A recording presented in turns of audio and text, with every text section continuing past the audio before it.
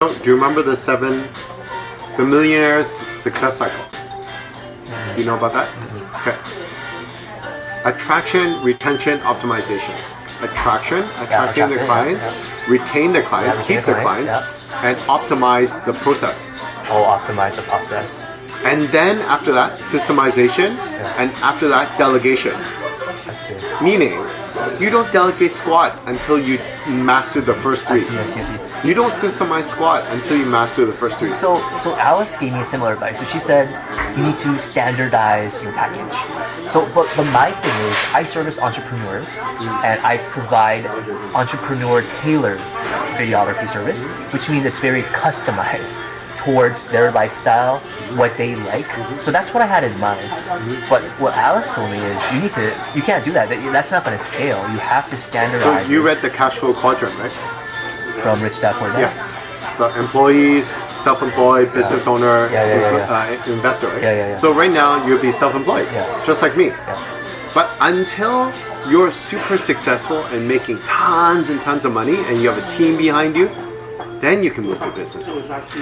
But most people try to move to business owner when they don't even have attraction, retention, they don't have enough clients.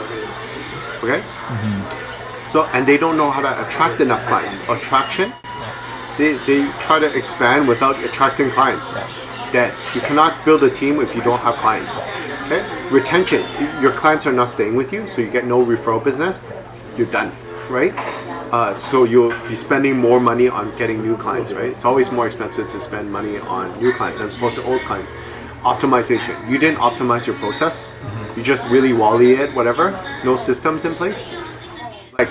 But optimize the process, and once you optimize it, then you can systemize it. Then you do a Word document and systemize it. But then after you systemize it, then you can delegate. The problem is they delegate, and let's say the videographer works under you. Oh, so Jay, what do I do? Just wing it, because you have no system. Yeah. Or you really wally the system, but you don't even have the traffic, lead traffic, the lead generation nailed down. You don't have it nailed down, so it's like, oh, so Jay, when are we gonna get a nice car? I don't know. Just pray to God.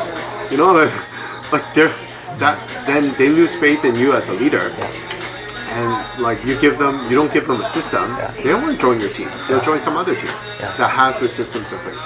But if once you master the first three, you'll find after that you'll bring in people.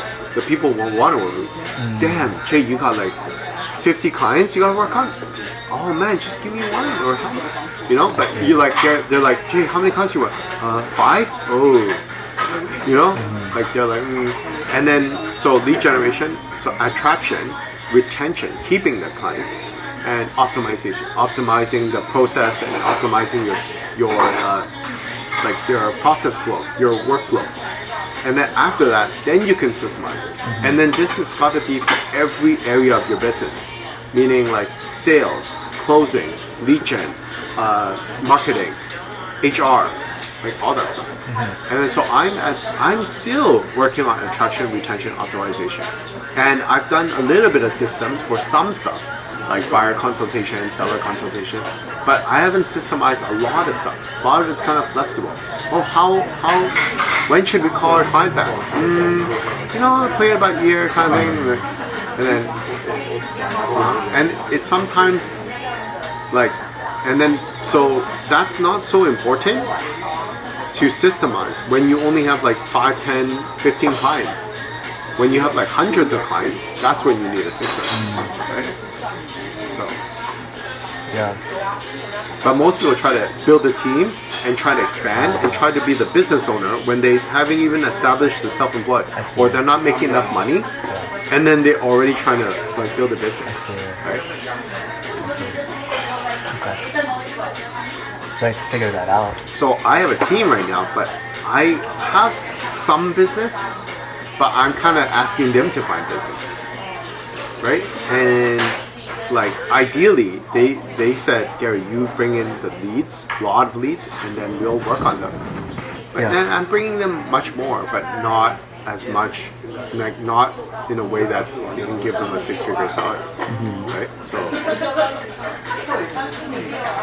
So in the beginning, you float the team. Right? So when I know a photographer, a real estate photographer, before he built a team, he was doing 50 to 100 gigs a month for listing agents, photography, all himself. And he was working 2 jobs. He were working at a computer IT kind of company, and then he was doing the photography on the side. And then so he can easily build a team because he had so much leads.